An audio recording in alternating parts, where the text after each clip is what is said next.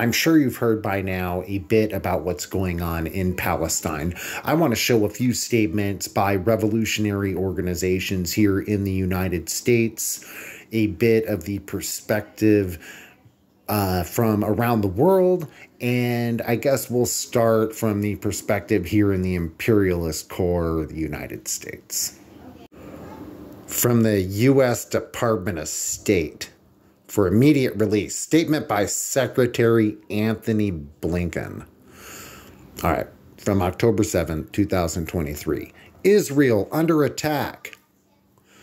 The United States unequivocally condemns the appalling attacks by the Hamas terrorists against Israel, including civilians and civilian communities. There is never any justification for terrorism. We stand in solidarity with the government and people of Israel and extend our condolences for the Israeli lives lost in these attacks. We will remain in close contact with our Israeli partners. The United States supports Israel's right to defend itself. From Pakistan Daily. Pakistan raises concerns over hostilities between Israel and Palestinians. The Foreign Office spokesperson for Pakistan said, "We are concerned about the human cost of the escalating situation." Meanwhile, Israeli Prime Minister Benjamin Netanyahu has said Tel Aviv is at war with Hamas, adding that the group would pay a price that hasn't known until now. "We're at war," Netanyahu said. "Not an operation, not around, but at war." I'm not sure where Netanyahu's been, but the occupation of Palestine has certainly been war for the Palestinian people.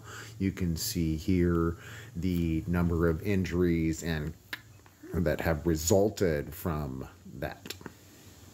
This is from 2008 to 2020. From the Socialist Party of America's Twitter, the warmongers who have claimed to be anti-war in their opposition to funding for Ukraine have gone mask off today in their support for the apartheid state of Israel. "We call for peace, but stand with the oppressed people of Palestine in their struggle against occupation." From the Vote Socialist 2024 presidential and vice presidential campaign from Claudia de la Cruz and Karina Garcia. "We join the world in standing with the people of Palestine in their just and courageous struggle against occupation. End all U.S. aid to Israel.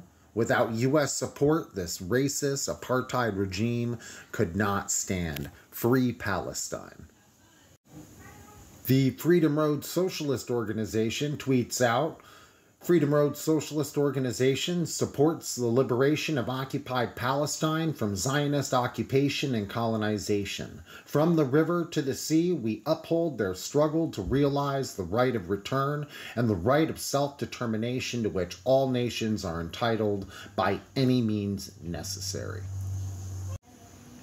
And from the Party for Socialism and Liberation, end all U.S. aid to Israel. Don't listen to the corporate media's lies. It's the Palestinians who are defending themselves from Israeli aggression. The massacres Israel is committing right now are being perpetrated with U.S. weaponry. This must end. I think all of those statements by those organizations and parties added something to the conversation for sure. Now let's take a look at what some places from around the world have to say about freedom for Palestine. ماشاءالله به این جمعیت. آقا دلت بیاد اون گوشه وایسادی، بیا جلو، بیا جلو. دوستانی که دور مسجدی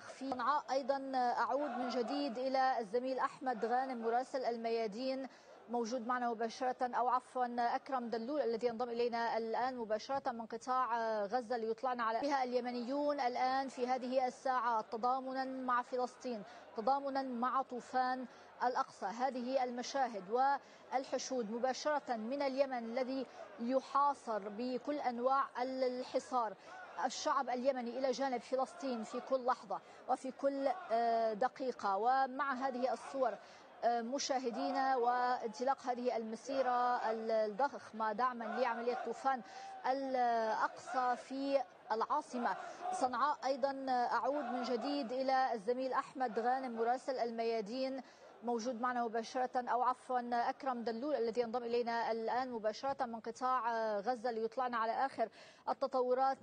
أيضا